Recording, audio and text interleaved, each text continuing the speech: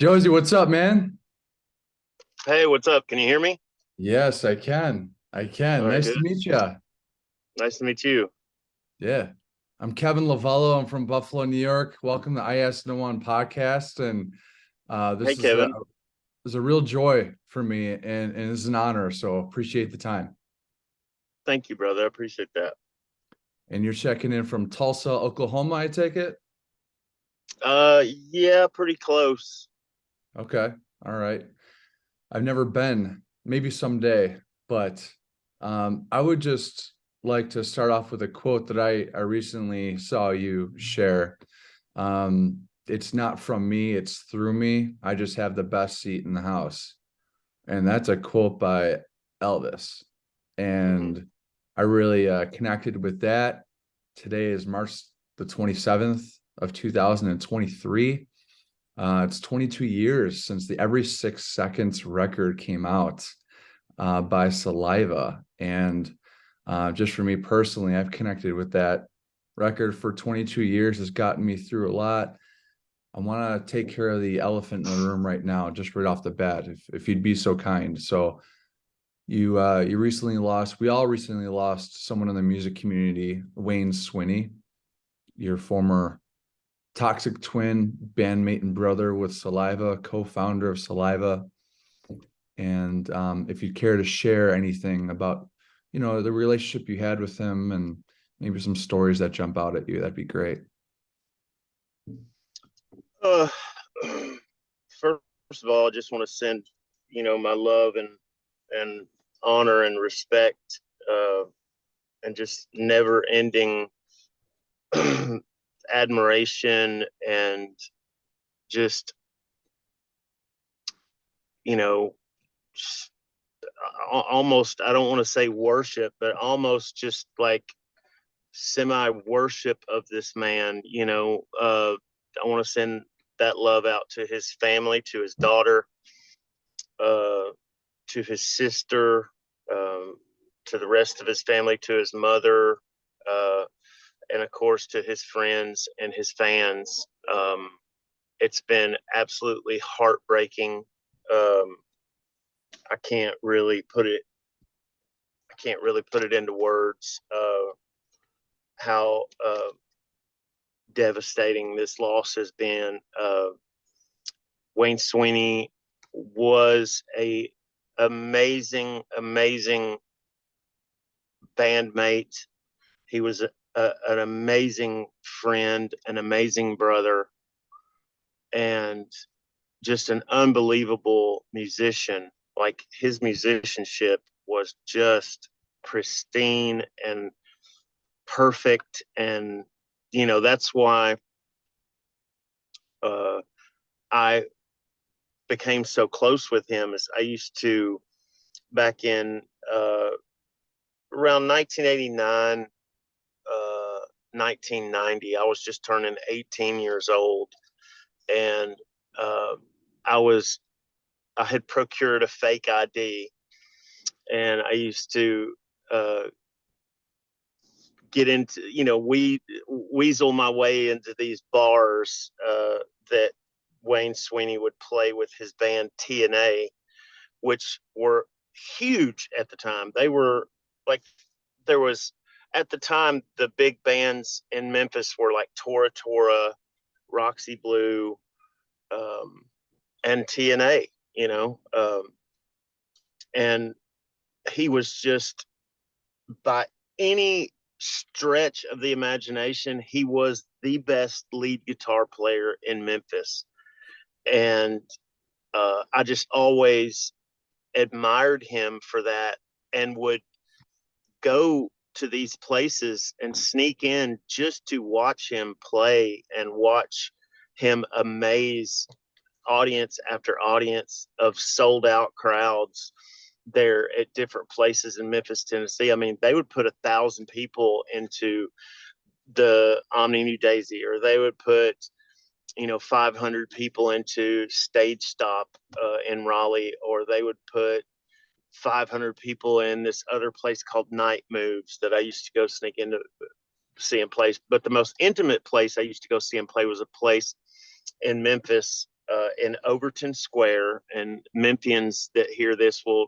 recognize the place. It was called Rascals, and those were probably the most magical moments that I got to see him play, because I got to get right up against him. I got to be like,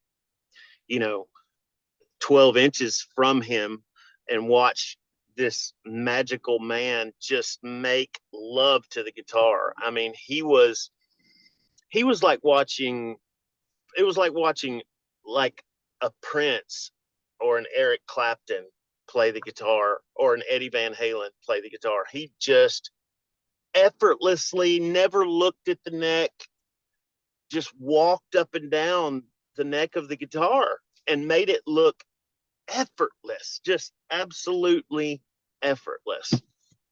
And I said, if I ever were to put together my, dream band from Memphis, it would have to include, unequivocally have to include Wayne Swinny at lead guitar. And I was blessed and lucky and fortunate enough to have that opportunity come around, and I was able to seize that opportunity. And I just, after my band, Blackbone at the time, disbanded, broke up, I went around to all my favorite bands in Memphis and like unrepentantly stole all the great band members that I loved in town at that time. And like I said, Wayne Swinny was definitely the one I wanted at the lead guitar player position. And I went right into the studio. He was recording with Todd Poole, the singer for Roxy Blue, but he was playing drums at the time. Also an amazing drummer and amazing musician. And he was in the studio with Todd Poole at the time, recording with a band called Sugar Ditch. And I snuck into, which is the neighborhood that Elvis used to live in, was called Sugar Ditch, was like a ghetto neighborhood, one of the ghetto neighborhoods in Memphis, Tennessee, that Elvis came from, was called Sugar Ditch, and that's where they got that name. But yeah, I went right into the studio where he was, and I was like, "Hey man, I'm putting together this band, and I really would love for you to play, and you are all I've ever dreamed of for a lead guitar player. You are amazing in every way." And just was like, pouring it on thick to him, but it was all true. None of it was facetious, or untrue. And I just, begged him to come jam with me and be in my band. And he goes, "That's cool, bro, but can I finish what I'm doing first?" So yeah, I got this sugar bitch. I just have to finish up here. yeah. But a Sugar Ditch, actually. Sugar ditch. Okay. All right. I thought I heard a little play Sugar on Bitch. that word. Yeah, Sugar Bitch would be a cool little play on words. But yeah, just one of the, like I said, most prolific guitar players that will ever be, not in just Memphis, but in rock and roll history. I mean, he will go down, like a lot of people have said on Facebook and Twitter and Instagram. People have said this will be remembered just like Randy Rhoads. This will be remembered just like Eddie Van Halen, and that's true. This moment for us carries the heaviness of a Randy Rhoads or a Eddie Van Halen type situation. So I think that is, Sweeney would have loved hearing that, and I just, I wish, I could tell him those things to his face, and I will someday. I will be able. I know I will see him again. And yeah, he was not just one of the most amazing guitar players I've ever seen, but one of the funniest. If you knew Wayne Swinny personally, or if you ever got to hang out with him for more than 5 minutes, you understood that he was one of the funniest human beings on the planet. If this man had not went into rock and roll, he could have easily been a stand-up comic or a comedic movie star of the highest caliber, of the highest order. I mean, like we have a friend and bandmate that played with us for a long time named Johnny Montoya. He was in a band called Full Devil Jacket. And Johnny would say, I thought I was funny. And then I met Wayne Swinny because he, like, I cannot tell you, there are just as many comedic moments with Wayne as there are musical moments with Wayne. And I'm so grateful and so thankful and blessed to be able to say that I got to share all those magical musical moments with him, but I also got to share all those magical comedic moments with him. And he was one of those guys that was funny in a way that was all inclusive of everyone, even if you were the butt of the joke. And I was most definitely the butt of the joke more than 1,000 times. But he never made you feel like he was making a sport of you or hurting your feelings or anything like that. He encompassed everyone he got around. Like, you know, he would just hold court on the bus or in a crowd of people, and like people would leave literally in a fetal position on the ground with tears running down their face because he's just that funny. I'm gonna miss him. It's a fine tribute, Josey, and we're here with Josey Scott of Shade Violence and of Saliva fame. And I really appreciate that fine tribute. And yeah, I'm sorry for your loss, and to the Swinny family and the community of Memphis, and to all of us fans of music. You know, life is short, and if you ever get an opportunity to see a band, go see them. I never got to experience you guys live. I never got to experience Wayne Swinny live. I think it was the 20th anniversary of Every 6 Seconds, your major label debut that came out in March 27th of 01. There was a live stream during pandemic, and me and my buddy, we sat in the garage and we just watched, you know, Saliva, the current incarnation, play all those memorable songs. And that's the one thing that stood out to me about Wayne. He was a good time. He seemed like a good time and a good chat. And it's pretty obvious the impact that he's had on you in particularly. So, you know, you talk about funny times and times on the road performing. Specifically, you got to reunite with your brothers at the Blue Ridge Festival. I think it was in South Carolina or North Carolina or something like that. Last year in 2022. How was that, again, that experience of just standing up on the crowd, you know, and seeing everyone again in that element? Just really surreal. I knew about 6 months before Blue Ridge that it was going to happen, and was just so excited. You know, we had tried to put some kind of reunion together all the way since before the pandemic, and just we, for one reason or another, were not able to see it come to fruition. We just weren't able to get it done. You know, my son passed away on May the 22nd in 2021, and was just a devastating blow to me as a father, and my family, my wife, my children, all of us, all of Cody's friends, and you know, his friends were his family. And you know, after that happened, I just kind of went into a shell for a while, and was trying to learn how to get back to one. I could not figure out how to make my way out of the grief of losing a child. I would not wish it on my worst enemy. But yeah, you know, and then we were able to, configure the Blue Ridge thing, and that was, exciting.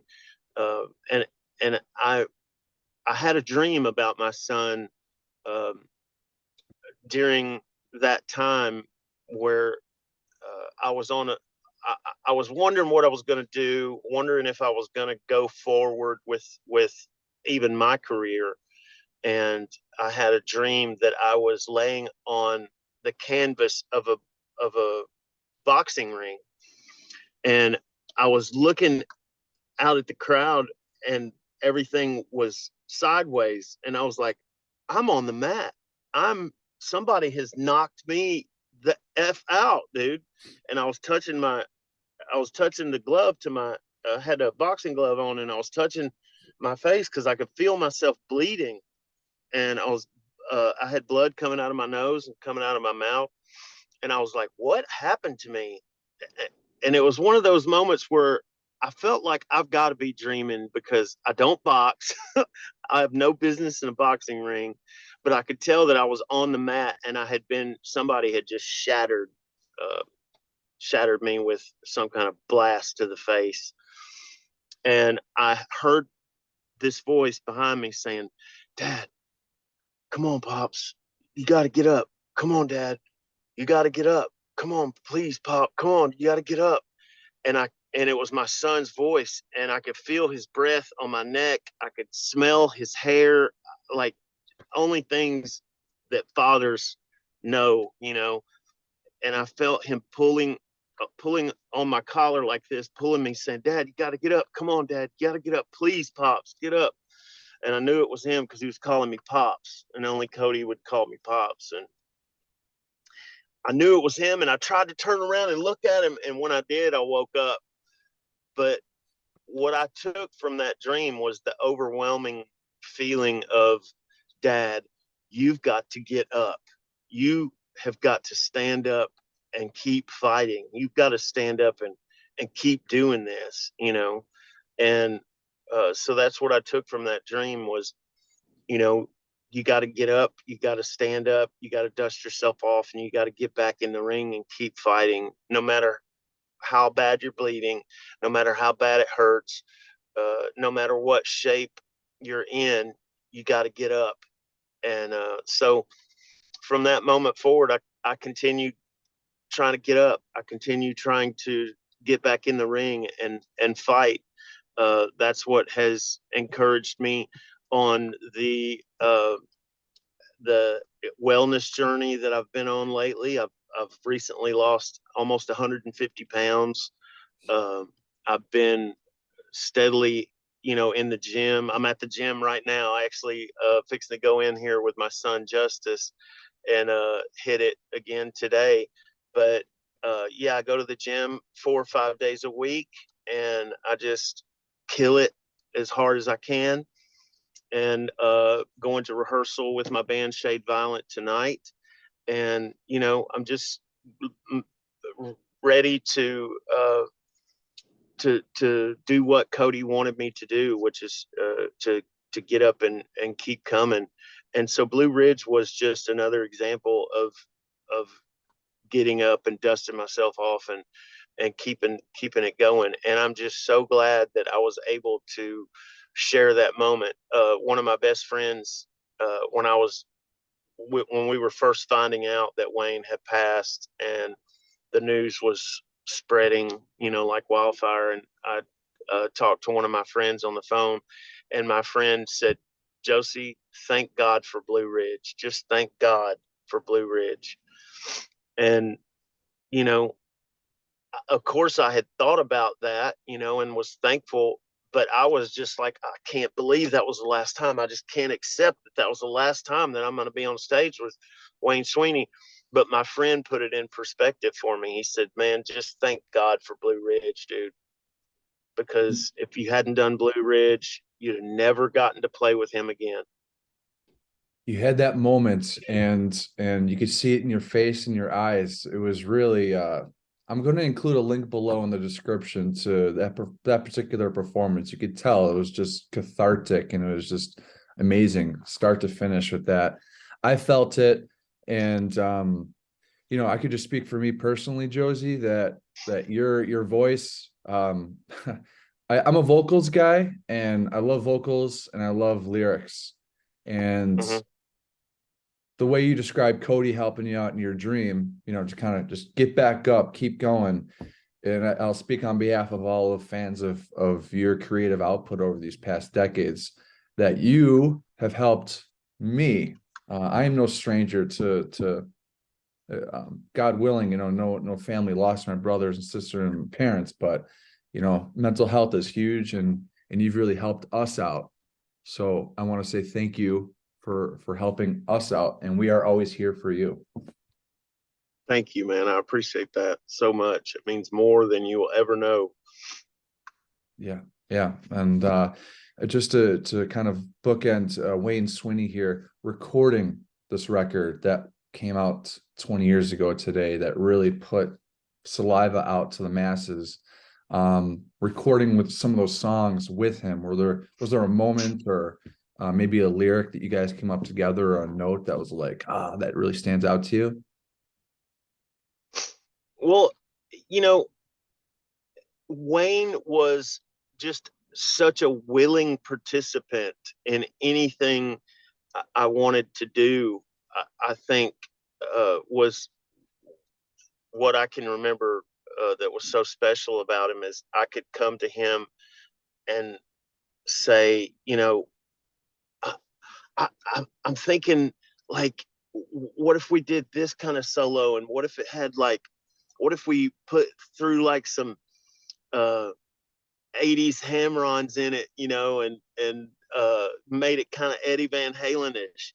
Then he would go right in there, and he could just interpret to the note everything that was discussed, or as a band, the things that we would talk about, or the direction we were trying to go with a song, like Click Click Boom, or Always, or Ladies and Gentlemen, or and then a song that wasn't a single, like Holding On, or we did this song called Bleed for Me for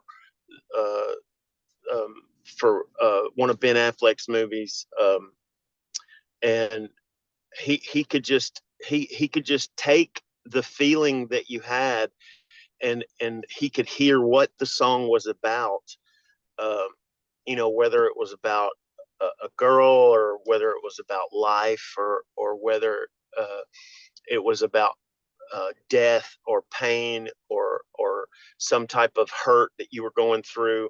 He could just interpret that into lead guitar playing, and I really don't know how to put that into words, but he could just, other than to say, he could just take what you were feeling inside, or what he was feeling inside, and push it out onto the guitar neck. And Yep. I will never be able to find another human being that will be able, in my opinion, to do that with such proficiency and such talent and such ease, frankly, that he could. We went through,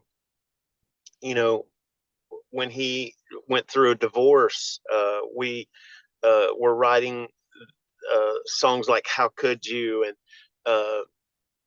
he was going through a lot of pain in his life, and his life had been uprooted and disheveled, and everything was, basically his chalkboard was erased, and he had to find his feet again, basically, in his life. And when we wrote those songs, he was, like I said, he was able to take that pain and just interpret it in such a beautiful, perfect way.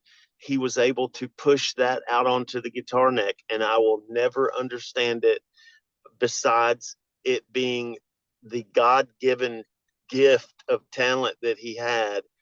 There's no other way of explaining it. Like Elvis said, you could tell that it wasn't, I can say for me that it's not from me, it's through me. I just have the best seat in the house, like Elvis said. But you could tell with Wayne that it was partially through him, but it was partially from him as well.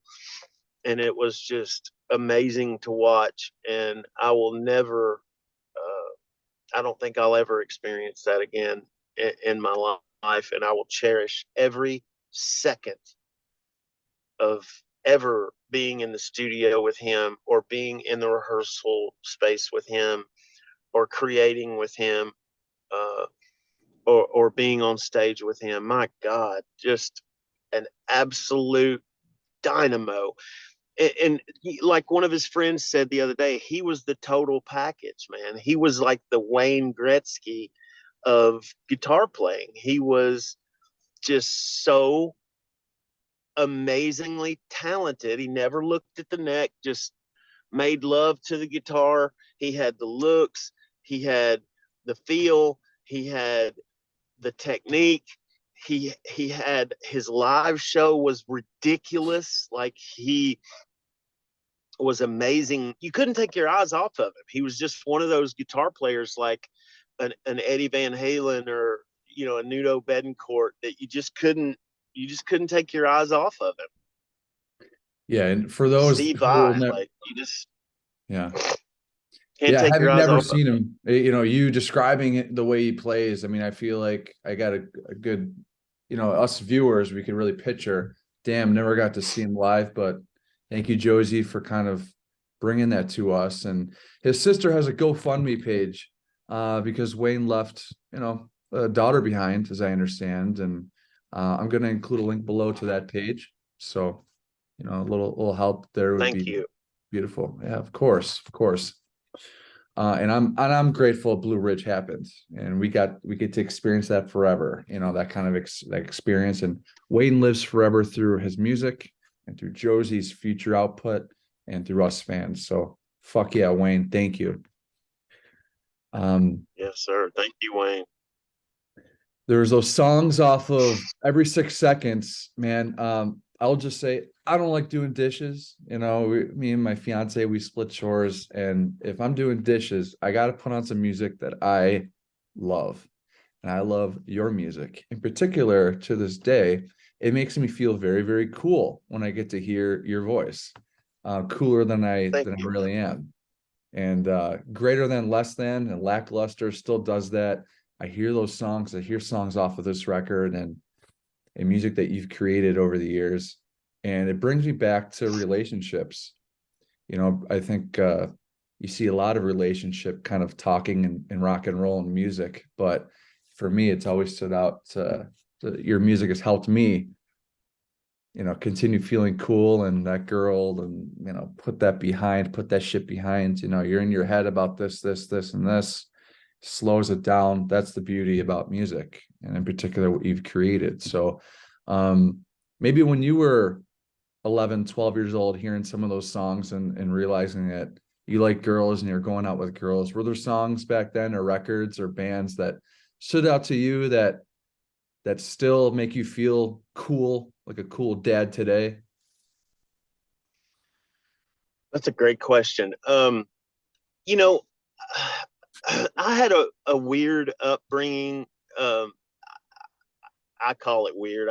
It's probably not that weird to a lot of kids out there, but I grew up in the 80s, and I grew up in sort of a protective household. I wasn't really allowed to have a lot of the rock records that I wished I could have.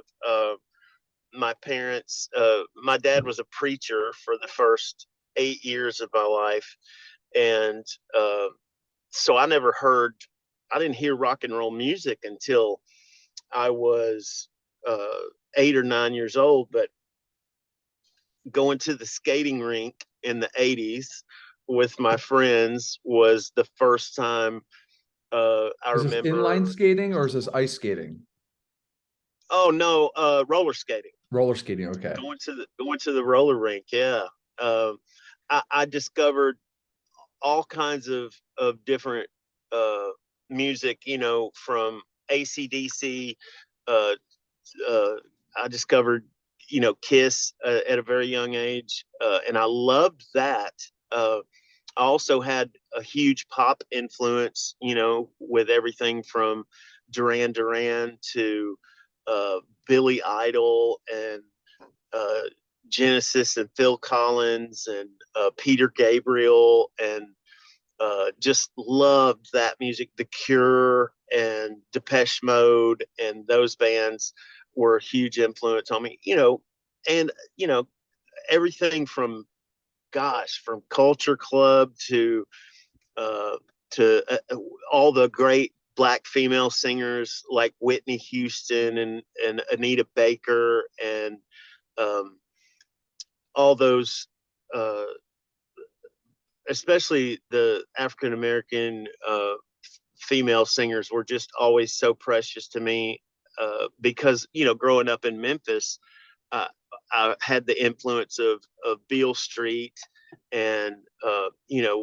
grew up listening to blues men like BB King and Blind Mississippi Morris, and um, a bunch of just huge R&B influences from all that Stax Records music, from Otis Redding to Rufus Thomas and all that good, Al Green, Reverend Al Green, all the good Stax records, uh, and Elvis too. Because of Elvis, there was the rockabilly influence and the gospel influence, and because of my dad, being a preacher, he also sang and did songs with my sister. So I ended up playing drums when I was about 5 years old, and did not discover that I could sing until around the time they left the church and I was 8 years old.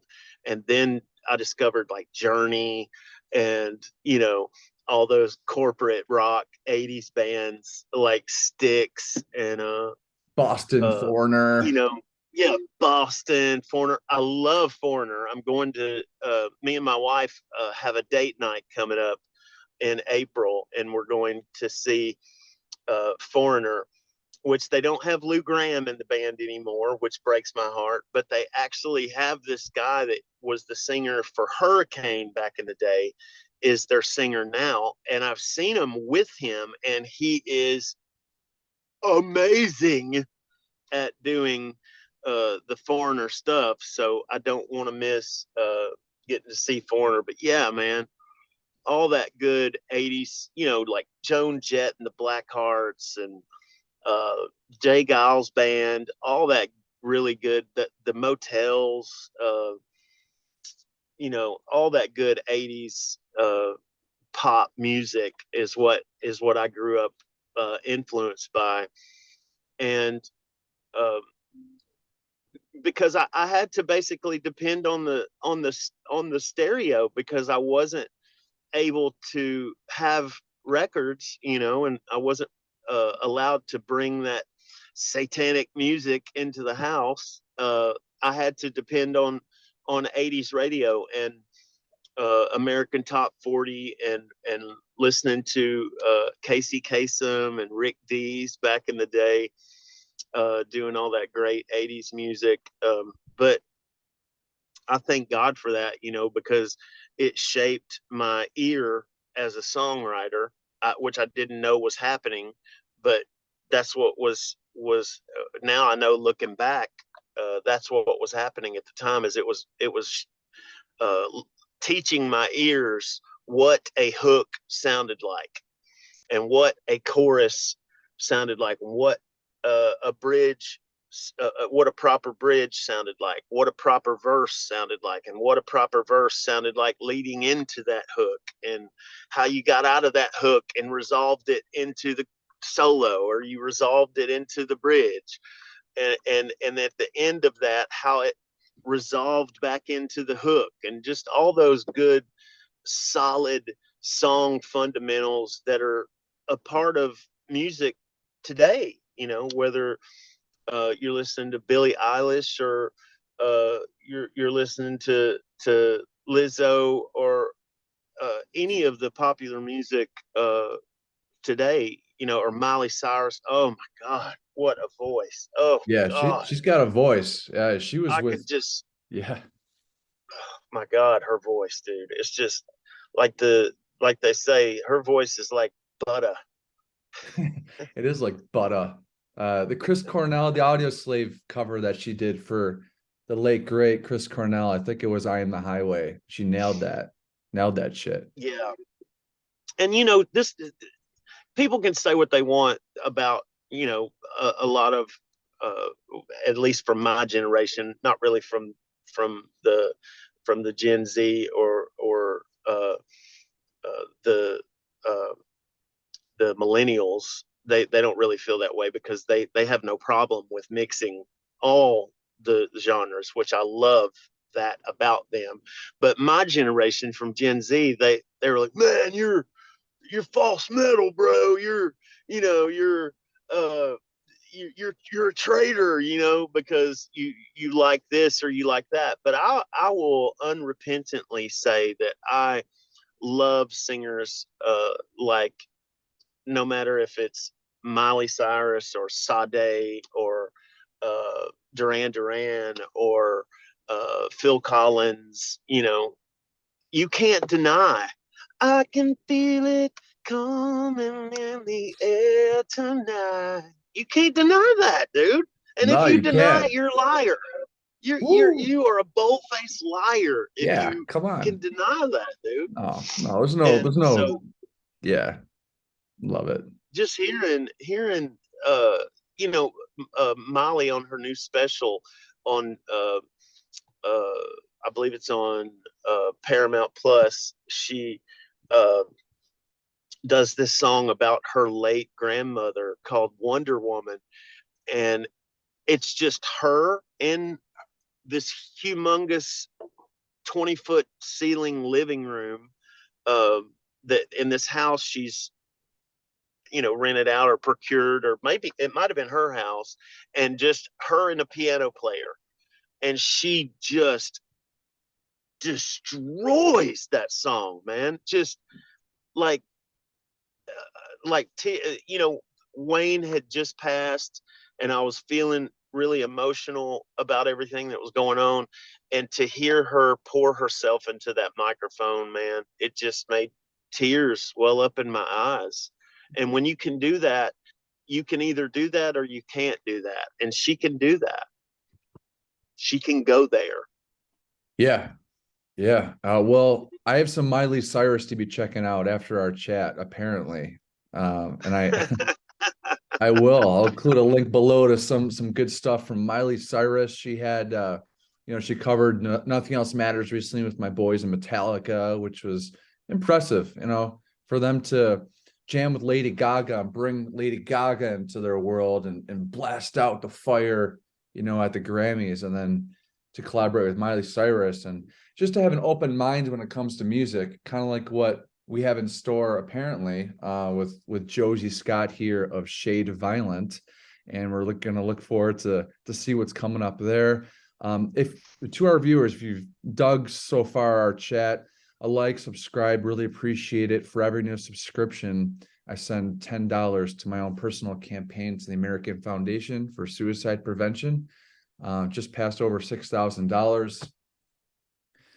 It's a really special thing. Wow. That's Yeah, awesome, brother. thanks, man. I really appreciate that. And it sounds like you and Kendra have a very fun night in store at Foreigner. Yeah. Ashlyn Rose and I, we're getting married in 2 months. So we're pretty excited for that. Oh, congratulations, bro. Thanks, man. Thanks. We were just at Wow. Journey. So the new Journey singer, well, he's not new so more. I mean, nailing. We looked at each other like a bar into that. Like, this guy sounds just like Steve Perry. But yeah, your love for Kendra and for your family, I mean, it's pretty obvious, and I draw some inspiration from that, because I, God willing, would like to start a family of our own someday. But yeah, we're on the home stretch. We're getting married, and we're Thank pumped. you, man. That's awesome. That's awesome, brother. And thank you for all your kind words about me and Kendra. You know what? I don't know what I did, and I will say it until my last breath. I don't know what in the world I did to deserve a such a spectacular, wonderful, sweet, kind, compassionate, beautiful, inside and out wife, man. She's my Wonder Woman. And when uh like we were talking about Miley Cyrus, when she sang that song Wonder Woman, it made me think about my wife works with children in the high schools and junior highs, and she is getting these kids when they're at such a vulnerable place. You know, we all remember how vulnerable we were when we were in junior high and going into high school, and how much problems you can run into. And especially with the kids today, I mean, my God, if I would have had if I would have had the access at my fingertips that these kids do today, I, I would have been ruined. I just don't know where I would have been, because these kids are growing up on a whole other level from us kids from the 80s, because everything is at their fingertips.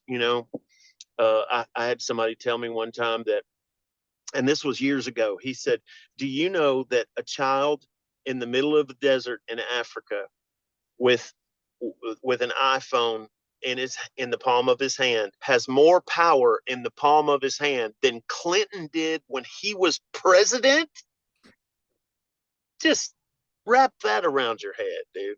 Just let That's that very true. sink in. Yeah, oh, it's sinking in. Oh, yeah. So I could not imagine growing up like these kids do today. So watching my wife bravely and compassionately run towards these kids instead of running away, because everybody wants to bolt, man. That's what they're used to. They're used to everybody wanting to run away from them when they have problems, or when they run into issues, or when they have uh you know uh uh things at home, or things at school that they're dealing with, or they're being bullied, or they're being taken advantage of in some kind of way. Everybody wants to run away from them, and my wife is like David running towards Goliath. She runs towards the fight, man, and I just am so in awe of her and her compassion and her level of caring and love towards these children is just one of the millions of reasons that I am absolutely helplessly in love with this woman. And uh, Kendra is just, like I said, one of the most golden hearted, compassionate people. And her passion in life is kids. And she just she doesn't get, I mean, I'm sure she gets what they call compassion fatigue, and but you would never tell. You'd never be able to tell it, because she just continues every day to get up and keep on coming. And she's an inspiration to me to get up and keep going. Keep going to the gym, keep running towards the fight. She is just a warrior, man, and I'm so proud of her. Oh, it's really special. Any advice that you would give me? I mean, Ashlyn and I, our first date was Elton John in 2018. And is there any advice that you'd give me, or maybe others that are about to enter, a married life? Because it's become so cliche and trendy, it seems, for people to have their vows, share them, and then, a few months later, a few years later, it's you got to work through it, right? You're in this together. So is there anything that you would share with any of our viewers here about maintaining and growing with your partner? Absolutely, man. Thank you for asking me this question. Me and Kendra have been together almost 20 years. May 29th, 24 will be 20 years for us. And I would just say that it is work. Like you said, you can't, I think with relationships today, it's just like everything else. It's here today and gone today. And you have to realize that something magical happens, man. That's why I think being married and taking those vows is just different. You know, people used to say back in the 90s, they'd say, well, just live together. Just live together and see how it goes. Well, that's not being married, because something happens. And I believe this is the way God intended for it to happen, is something happens when you stand up there and take those vows with your partner and you look into their eyes and you exchange that kind of energy with them. Something happens, man. And it's otherworldly and it's magical. And something with the rings, when you exchange the rings, something takes place, dude. And once you get into the nuts and bolts of being married, my advice would be, when it seems like it's at its hardest, is when you pour more of yourself into it. And like you said, you just don't give up. Like me and my wife a long time ago, we made a decision together to take the D word off the table. And I think once you take the D word off the table, the D word being divorce, you're forced to work it out. And what people don't understand is when you're forced to work it out with somebody that you love, at the end of working it out, and it's a never ending process, but when you have the peaks and the valleys, when you get back to the peak, you'll realize what the valley was for, man. You'll realize why you went through the valley and how to appreciate the valley. And it makes the peaks that much more special and that much more coveted, in that you're going to have those peaks and valleys, and you just got to stick together through them both. And I'll tell you what my mother told me when we got married, like in the lyrics of Click Click Boom, I say, why is my mother always right? Because she's pretty much like a million for a million in my life as far as being right. And she said, never let the sun go down on your anger. Always try to talk it through, and always kiss each other goodnight. And the next one was really, really deep. She said, never call each other names. And I thought, well, I would never call Kendra a name, and I don't believe she would ever call me a name. But that was, it sounds so minuscule and so tiny, but it's pretty big, man, when you think about it, because people today with their people today,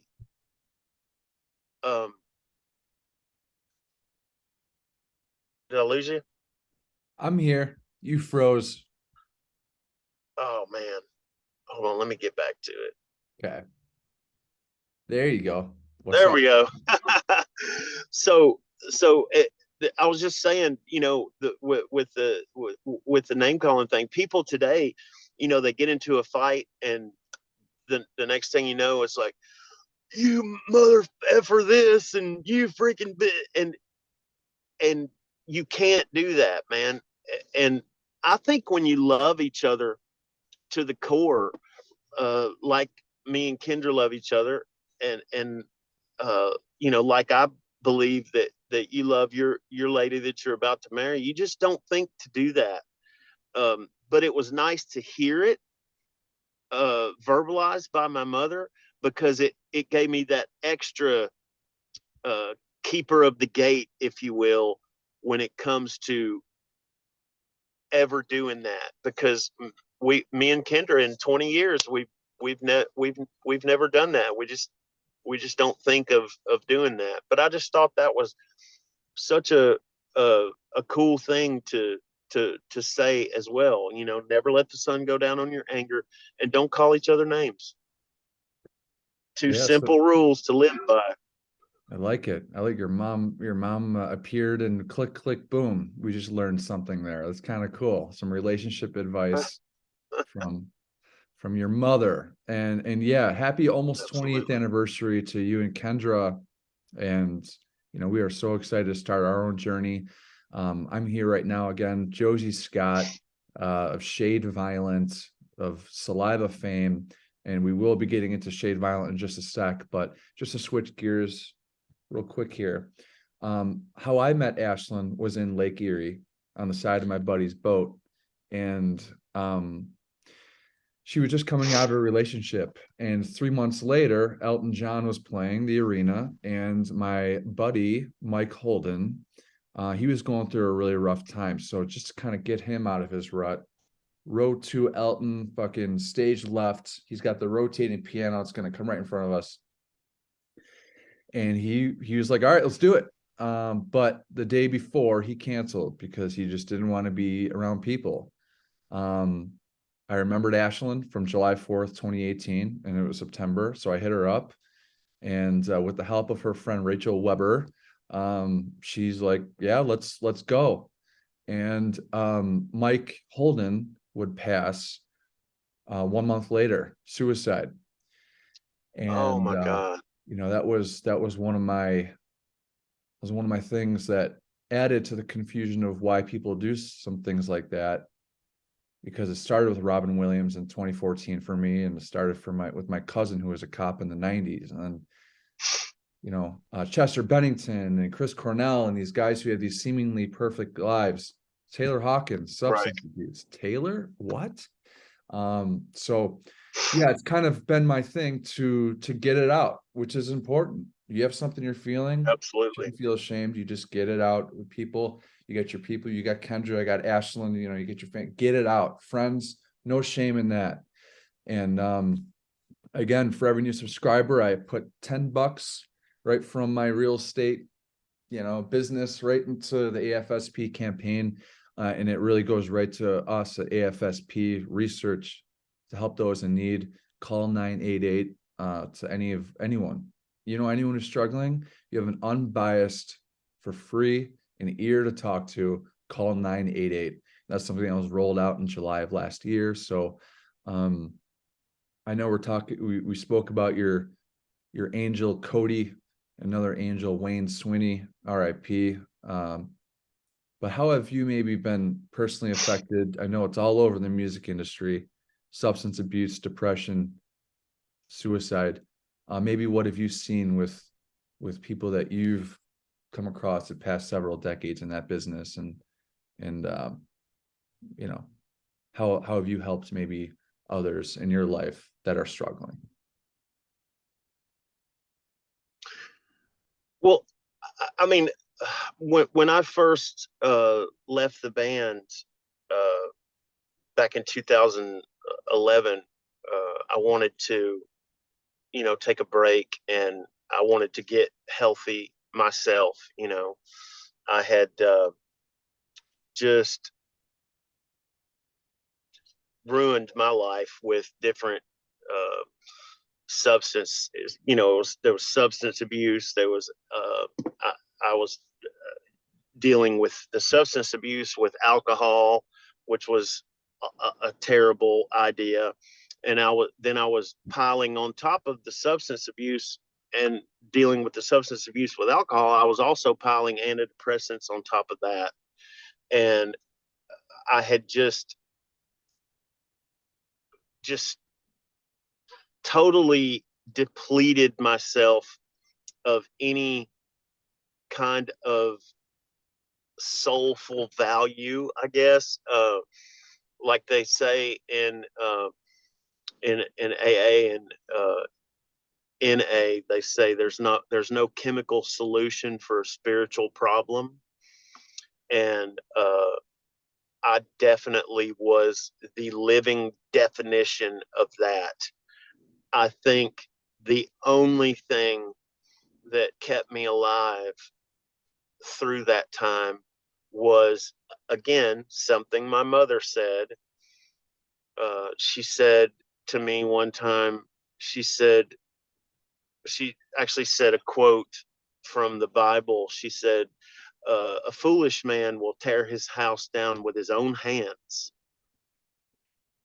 And that really went a long way with me. And then she also,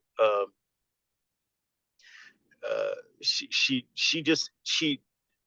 said so many things that would help me throughout my life. But when I first left the band, like I said, I had such a chemical concoction inside of me that I wanted to rid myself of, and I just went home, and I just had to suck it up, and I threw all that junk away that I had already quit with the drugs and alcohol, but with all the different, I was going to this witch doctor who had me on all kinds of different antidepressants and antipsychotics and all this different stuff that I had no business taking. I was just simply having a little depression and needed some serotonin help for that to get from A to B. And had, like I said, had screwed myself up so bad with this concoction of different drugs.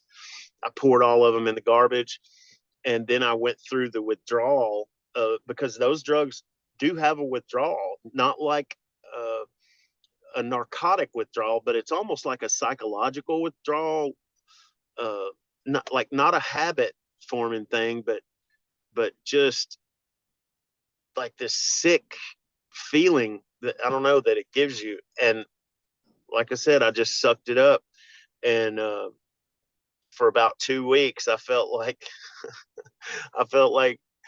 shit warmed up, but I got through it and started to feel normal again. I finally got to where I was able to sleep at night and get up during the day. But I didn't know. I asked my wife, I was like, what do I do now? What value do I have now? All I know how to do is sing and write songs, and I don't know what to do. How can I help people? I knew I wanted to help people, and I was able to get into this program through my wife and my wife's cousin that teaches you how to be a peer recovery support specialist. And so I got online and took some different classes and got my certification, and was able to go work at this place called Grand Lake Mental Health. I was able to work there, and then I figured out from working there that I was good at helping people that had problems with drugs and alcohol, and I was able to get them into the resources and the programs that they needed to get themselves straightened out. And then after I left there, I went to another place called 12 and 12 that started by helping veterans and homeless veterans and homeless people get into different programs and different resources to get clean and sober from what they were going through. So it just took me down this beautiful, you never know what God has planned for you, until you sort of just surrender yourself to whatever that plan is. And I just, I just followed where that led me, and I was able to help a lot of people get into programs that they needed to get into, people that couldn't afford, maybe to go to rehab, because everybody doesn't have $20,000 or $30,000 to go, to be whisked away to some rehab and, given all these guides and all this help to getting sober. A lot of people don't have those resources, and I'm glad that I was able to be exposed and awoken to that community, if you will, and able to help, a few people out, and to, like I said, get to the resources that they so sorely needed, for their survival. And it does my heart good to be able to do that. And as far as Cornell and Chester Bennington, I went to a meeting one time out in Los Angeles, and you're really not supposed to talk about it, but I went to a meeting, and I got to meet Chris at this meeting, and he just seemed like such a wonderful, sweet, kind, just blessed human being, man. He was so kind and so giving when I met him, and I was just so blessed and thankful and grateful to have gotten to meet him for the little short time that I did. I later on met his ex-wife, Susan Silver, on the set of the Hero video with Chad Kroeger and one of the guys from Our Lady Peace, and the guitar player from Theory of a Dead Man also did that video with us, but got to hang out with them. Yeah, that's awesome. And and later on, when Saliva was nominated for our first Grammy for the song "Your Disease" from Every 6 Seconds, we went to the Grammy Awards. It was right after 9/11, so it was crazy. They had like snipers on the roof, and it was like really tense, and everything was really crazy. But we were just glad to be there, and so we got to go to the awards ceremony, and we were sitting in the audience, and they announced our award, and Linkin Park won the award that we were nominated for, which we were just glad to be nominated. And Linkin Park and Chester did something that I've never seen another artist do. After they won their award, they went up and accepted it, and then they came down and came over to where we were and congratulated us for being nominated, and shook our hands and said what an honor it was to be nominated with us, and just couldn't have been more of a humble, beautiful gentleman, one of the most humble, beautiful men I've ever met in my life. Chester was just like Chris, man. They were two peas in a pod, just so sweet and so kind and so giving as a human and as an artist. Just top of the pops, man. Could not be a better person alive. Like Billy Joel says, only the good die young, man. Yeah. Yeah. Well, I really appreciate you sharing that. And we're here with Josey Scott again of Shade Violent. And I mean, just me right now, we're an hour into this. You got a gym workout to go kill it in. And I just man, with Chester and Chris and your work in mental health, I have never been more relaxed having a chat with anyone that I've had on my show. I just wanted to share that with you. You Thank have a you, Kevin. talent You're for so sweet. you have a talent for I have the joy of sitting here and connecting with people I admire. And sometimes it's like, oh my God, but you've completely relaxed me, and you have a talent for you have a really a deep appreciation of life, and that's some really good ass shit. Thank you, brother. I appreciate that, Kevin. Yeah. But Shade Violent, you got your stepson Dynamite Dylan on rhythm guitar. Look at that. Yeah. You got Justin Barber on drums. I'm a drummer. So I look forward Mm-hmm. to hearing a little bit more about what's in store, what you got creating, what you got yelling on. So let's hear it. Yeah, Shade Violent. What's good? I'm like you said, jamming with my new band, Shade Violent. My stepson Dynamite Delone is my rhythm guitar player.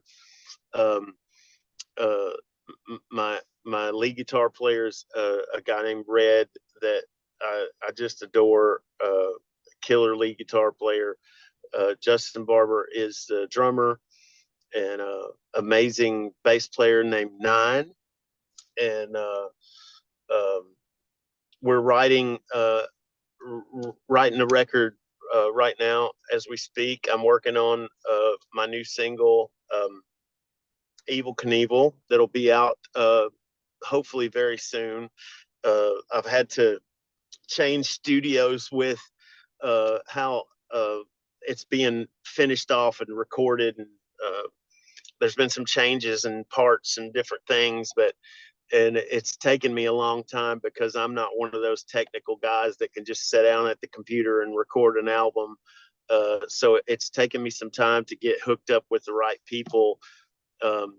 But I got this guy now helping me with it, named CJ Calhoun, that is just amazing at uh, uh, doing all the technical side of everything for me. So I'm getting it together as we speak, and I'm going to get the single out. Evil Knievel's coming soon.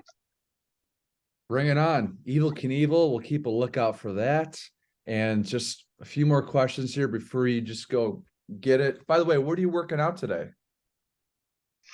I'm working out at Planet Fitness here in my little town, and me and my son are going to hit the weights first, and we're going to work on arms and chest and back, and then we're going to hit the cardio for a while, and then we're going to blow it up out of here. Sweet. Well, yeah, March 2nd, I turned 35. I have a twin brother who lives in Athens, Greece. And on March 2nd, you announced that you've lost 130 pounds, man. Damn. Congratulations on that. You look great. Thank you. Thank you, brother. I appreciate that. It's really what you eat, right? I mean, you got to like stay. they say, man, abs are not made in the gym. They're made in the kitchen. Yes. I think I heard Sebastian Bach say that once, and that's true. Yeah. It's been really true for me. I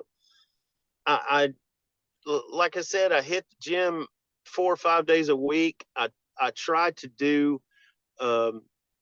weights and legs and all that, but I concentrate a lot on the cardio as well. I try to do so much cardio that I just overwhelm my metabolism to where if I do eat clean, I'm golden. And if I see a cookie and I just want that cookie so bad, I will treat myself to a cookie. But now that I've lost all this weight, I just don't crave sugar like I used to, man. It seems like the bigger I was, the more sugar I required, if that makes sense. And now that I've lost all this weight, I just don't crave the sugar like I used to. Now that my blood pressure and everything is my cholesterol and everything is so good, what I crave more than anything is salt.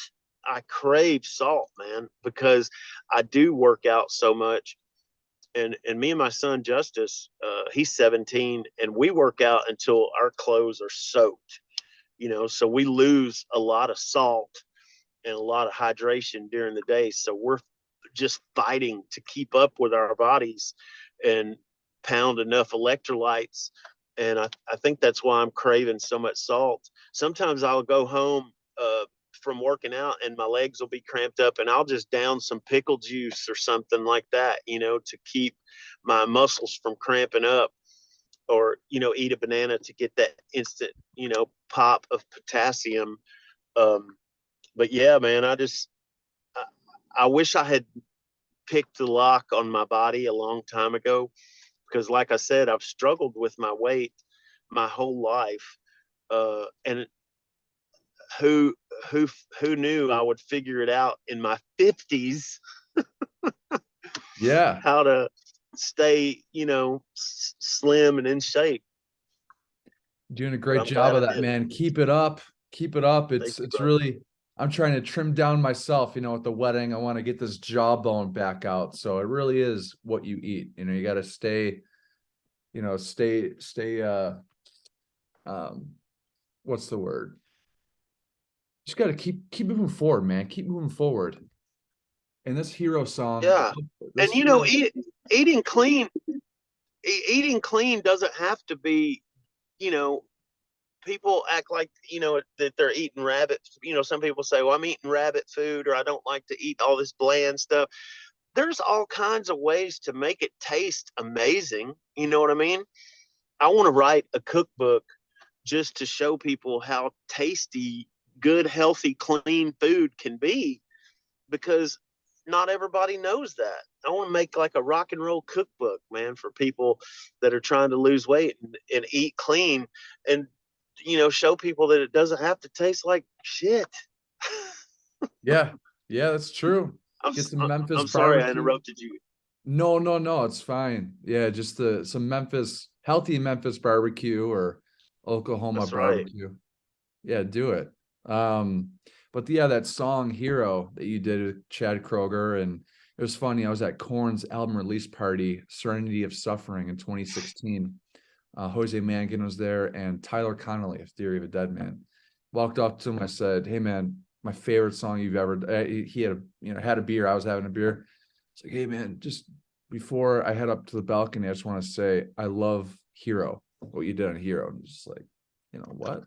It really caught him off guard, because maybe he was expecting a Theory of a Dead Man song. But one of my most listened to songs when I'm in between showings and I want to feel good or feel cool, I put on Hero, what you did there.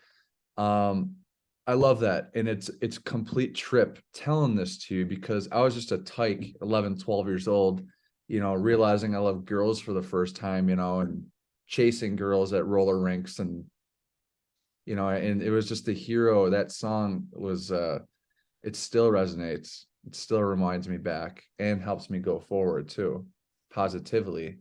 How was the creative process of that? Did you ever meet Toby and Kirsten Dunst? I think yeah, she was my first crush. So that song was just, right there with all the heebie-jeebies. I ran into her I never got to meet Toby, but I ran into Kirsten at I think it was at the Grammy Awards, or it might have been the American Music Awards, but I think it was the Grammy Awards. I ran into her, and she was about 3 or 4 rows in front of me, and it was during a commercial break where people are getting up and moving around or saying hi to different people. And I wanted to say something to her so bad, but I just didn't have the courage. And she stood up, and she turned around and she looked right at me, and I'm waving at her like the goofball that I am. And she just looked me right in my eyes and gave me the most beautiful smile. And that was enough for me. So I didn't want to, I didn't want to bother her by, going up and accosting her with my fandom or whatever. But I did get a beautiful smile out of her. And as far as the hero, how that came about, the hero song, Leor Cohen, the head of Island Def Jam at the time, the head of our label, he has like this, he's an Israeli special forces soldier, and he's got this like Dolph Lundgren type voice. He talks like this. And he goes, I want to get my best rock and roll voice together with their best with Canada's best rock and roll voice. He goes, we will get them together and see what magic they make. And so that's kind of the phone call I got. They're like, hey, do you want to fly up to Vancouver? And I think I had like 2 weeks off between tours or whatever with Saliva. And they said, do you want to go up to Canada and hang out with Chad Kroeger and see if you guys can write a song for the Spider-Man soundtrack? And I was like, dude, yes. I was like, I'm such a huge Spider-Man fan from like when I was a little kid.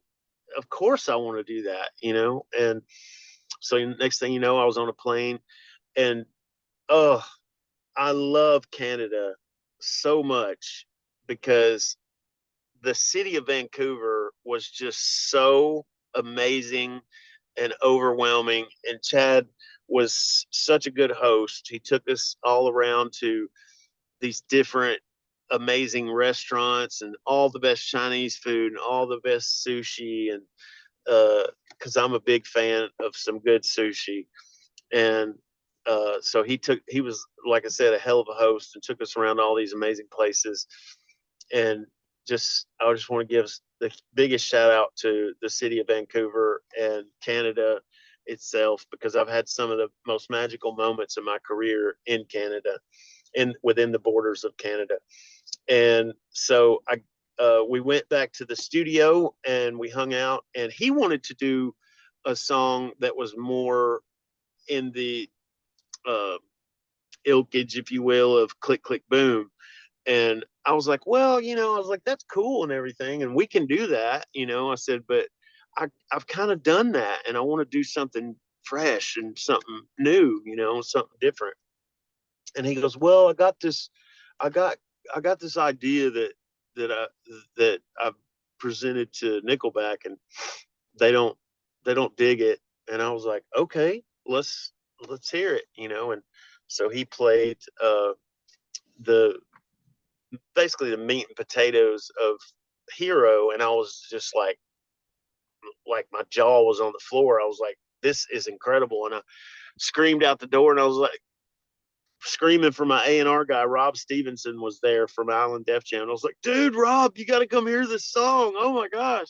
So he comes in and he played it again for my the head of A&R, my A&R guy, Rob Stevenson, and we were just blown away.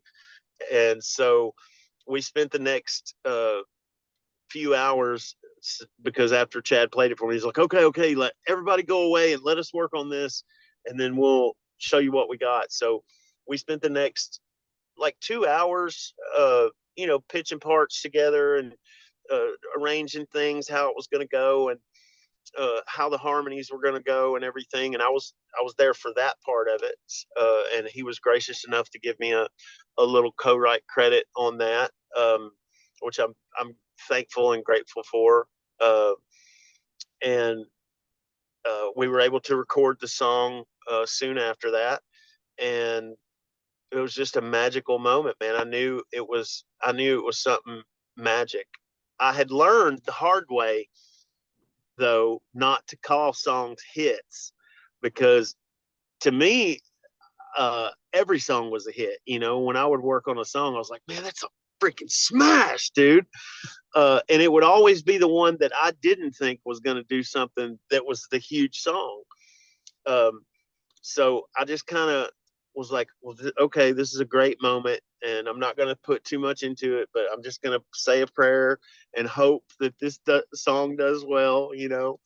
And so we recorded it officially, and then I think the next day they were set up to do the video, and we went into this huge airplane hangar where they had like this mock roof built, like one of the roofs of a building in New York City. And then they had these huge green screens up behind that mock roof and that was going to be the New York City skyline. And the director was like, you guys have to pretend you see Spider-Man flying through the air. So we're singing the song and we're looking all around, you know, at this fictitious Spider-Man that's flying over our heads. But they hooked it up in post, as they say.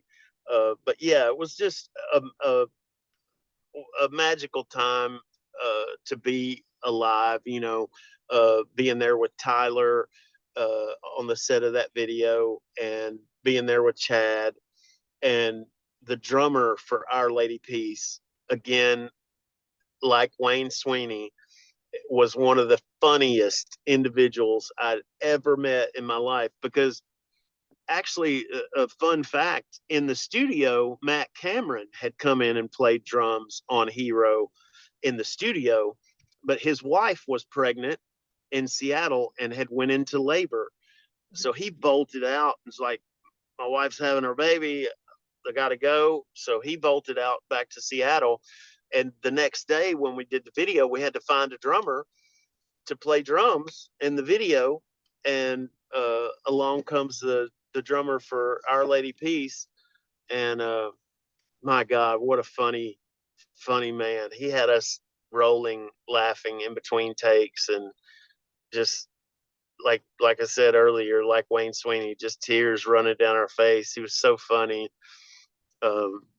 He kept saying that I looked like the Undertaker, and that Chad looked like the Lord Jesus Christ. And we were just dying. It was just dying laughing. But it was such a fun atmosphere, and just really cool. And you know, I left there, I went back on tour with Saliva and back to the grind of my career and my life and what was happening with us. And I kind of forgot about it. And then, boom, out of nowhere, this Hero song hits the radio and just slays and annihilates everything around it. And I was shocked, man, just shocked. And I knew when I was walking down the street in New York City and somebody goes, Spider-Man, Hero. And I turned around and I was like, holy shit, man, this song is big. If somebody screams that out on Times Square in New York City, that's big. Yeah. Oh my God. It's funny how that surprised you, and your Dolph Lundgren guy was like, yes, this will make a hit, you know, and ended up working we out. will get them together. Yeah. Wow. Geez, man. Just besides, you've toured with KISS, you toured with Aerosmith, you know, you went back to touring after recording that slice of music history, just those few years there. There's something in the creative waters that were flowing through the music industry at that time, included some amazing hits, which brought you some tour opportunities. So besides the KISS and the Aerosmith, was there a tour that you guys went on that was just like, you know, hey, we're here, but it ended up just being like, wow, like that was the tour that we really had a good time on? Well, besides the KISS and Aerosmith tour, which was a dream come true, of course, to tour with your idols was one of the most amazing things to ever happen, and one of the most nerve-wracking things to ever happen, because Steven Tyler and Paul Stanley and Gene Simmons insisted on coming out and standing in the wings every night and watching us play, man. And it made me so freaking nervous every night. I was just like, I'm gonna throw up. I'm going to hurl in between songs. I'm gonna hurl. It's gonna happen. So I was just, my nerves were just up in an uproar that whole tour. But I loved every second of it. And besides that, man, being on tour with Sevendust comes to mind, because they were just so cool and so nice, and such close friends of ours. I mean, LeJean is such a gentleman on the road. I mean, every time I would join a tour, he would always send, like, he would fill my dressing room with like incense, and um, he would send me yellow roses for friendship, and just all these super cool things that he taught me as a lead singer to do to other lead singers that I passed on after other kids would come on tour with me. Like the singer for Drowning Pool came on tour with me, or this uh, the singer uh, for other bands would come on tour with us, and I would send them yellow roses and send them incense into their dressing room, because of the things LeJean had taught me to do to welcome other lead singers onto the road. He was just that much of a gentleman. And the cool thing about being on tour with Sevendust is they are very competitive, and uh, you don't want them to open for you. So we had the pleasure of opening for them, and we were doing like a headline and flip flop thing every night, and they will wear your ass out. If you ain't on and you ain't feeling good that night, you better go ahead and bring it, because they are coming for your head every single time. So that was the fun thing about being on tour with Sevendust. And uh, also being on tour with Godsmack, man, those guys are such a class act. Um, we were with them uh, during 9/11, the happening of 9/11. It's going into that tour. 9/11 happened, and they stopped everything. There was a few days off, and then at every show we would go out, and all the bands that were opening and Godsmack, we would all hold hands, and they like opened the show and said a prayer. They were so cool about America and everything, man. Just I could not express to you how much of a class act uh, Godsmack was and is to be on tour with, man. And I'm just thankful and grateful to have ever been on tour with Godsmack and Sevendust and KISS and Aerosmith. Fuck yeah, man. Have you heard Godsmack's new record, Lighting Up the Sky? I've heard some of it. My son Justice keeps me up to date with everything that's going on nowadays. Right So, on, man. Right on. Yeah, it was right around that time in the early 2000s tours that you were on. WWE was just loving your work too. And did you ever get to meet Vince or my boy Stone Cold? oh yeah, man. I met Vince McMahon, and I met his son and his daughter. We got to go to a lot of the events that they had for WrestleMania, because we're the only band that has had 3 consecutive songs be featured in WrestleManias.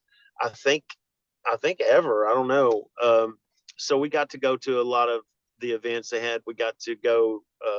They have like a Hall of Fame banquet before WrestleMania, and we got to go to that. And then they have like a dance, an old school dance party afterwards. And I remember I got to dance with Stephanie McMahon before I was married and before she was married. Got got to dance with Stephanie McMahon, and then went over and danced with Brooke Hogan, and she was like she was really young at the time, but she wanted to meet me, and I went over and said hi to her and everything.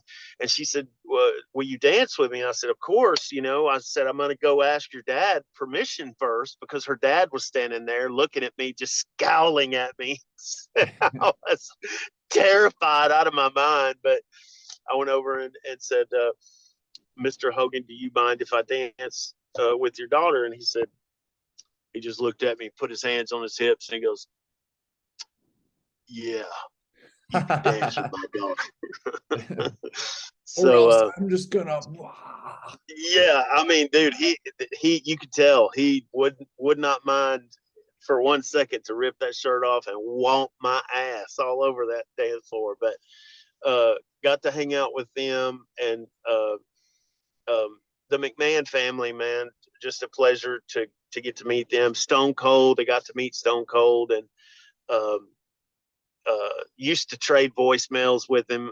He used to leave me voicemails, and he'd be like, hey, Josey Scott, this Stone Cold riding around my neighborhood in my Dodge truck doing a security check, whiskey and water. And he would name what he was drinking in the voicemail. He'd be like, whiskey and water, neighborhood security check. But yeah, man, totally cool guy. Got to meet Jim Johnston, the musical director, and he taught me a lot about how to write for those guys, how to write theme songs for those guys. I got to write a song for the Dudley Boys called Get the Tables. I got to write another song for Y2J for his for Chris Jericho's intro music. And then I also got to write a song for Batista, which he still uses, and used at the recent WrestleMania when he came out. He still used my song, and I just was really thankful and grateful for that. Those guys are class acts, man. Yeah, amazing guys. they're doing something right for all those years on every week on those networks. And I got to ask, did Vince McMahon's grapefruits hang to the ground? Was he a nice guy? Yeah, I'm sure he had this presence about him, right? Yeah, he definitely has a presence. I mean, he knows who he is. Make no mistake. He's definitely one of those guys that'll definitely let you know who he is if he needs to. But yeah, he was always very kind, generous to us. His son, Shane McMahon was very always very nice to us. He walked up to me one time. I'll never forget this. He walked up to me one time. He goes, he's always popping his collar, and he goes, Josey, guess what we made tonight in merchandise? And I was like, I don't know. And he hands me this little slip of paper, and I open it up, and it's got like some ridiculous figure on it, like 21 million something. and he's just, and I just look up at him with my mouth open, and he goes, yeah. He goes, that's what he's always doing, his hand like, that's what we made tonight in merch at WrestleMania. I'm just like, oh my God. This guy's he's one of a kind, man. Oh man. Yeah. Seeing him get a steel chair to the head or put through a table or just getting hurt overall is one of my joys in life, actually. So it's funny. So it's funny hearing that. Yeah, I'm going to include a link below here of Josey Scott joining Poison last stadium and nothing but a good time. And that looked like nothing but a good time. You like that scene, those bands there from that scene, Def Leppard, Rat, Cinderella, and shit, right? Oh yeah, man. All those bands were my favorite bands back in the day. Especially Def Leppard. Getting to hang out with them and play shows with Def Leppard, and then getting to hang out with Brett from Poison. He's always whether he's doing a solo Brett Michaels show or whether he's with Poison, he's always invited me on stage, and has always been so supportive of my career and so kind to my family. He loves my wife and is very sweet to her, and has always been kind to the friends that we bring along with us. We brought a friend named Betty along with us to meet Brett, and she's a true Brett Michaels fan. Like, she's a disciple, dude. She loves Brett Michaels, and she was so nervous and like she couldn't even hardly talk when we got backstage to meet him, you know, because those people don't seem real until you see them in there in the flesh and just see that they're a real human being, just like you. And when she met him, he was so giving and so just thoughtful and courteous and so giving to her. When he met her, he called her sunshine and gave her a big hug and signed autographs for her and took pictures with her. And he's just such a gracious man. And he's always that way. Every time I've ever seen him, he's not one of those celebrities that has a good day now and a bad day then, or, you know, is a snob sometimes when you meet him and then not such a snob when you meet him the next time. He was always a class act and very courteous and nice and sweet and kind and giving to anybody we ever brought around him. Oh, that's really cool to know. That's really great. Hour 37 minutes. I want to say thank you. This made my day. It made my week. Man, thank you, Kevin. Thanks, man. I'm just gonna process this before I continue my real estate. But like I said, you've really made this a joy chatting with you. I thank you for your time, and from the bottom of my heart, what you said about, you know, connecting with Ashland and really the peaks and the valleys of a marriage. I'm gonna take what you shared with me and really, you know, go to the stars with this thing. So thanks for the advice. Absolutely, man. And congratulations, Kevin, to you and Ashlyn. I wish you all the happiness and healthy, beautiful children and beautiful family life that you deserve, man. Thank you for having me today. And just congratulations to you, brother. Thanks, brother. Yeah, next time you roll through Western New York, Buffalo, New York, we love you, man. I'll bring you some wings. Maybe you could have a cheat day. Just save up. We'll have some wings for you.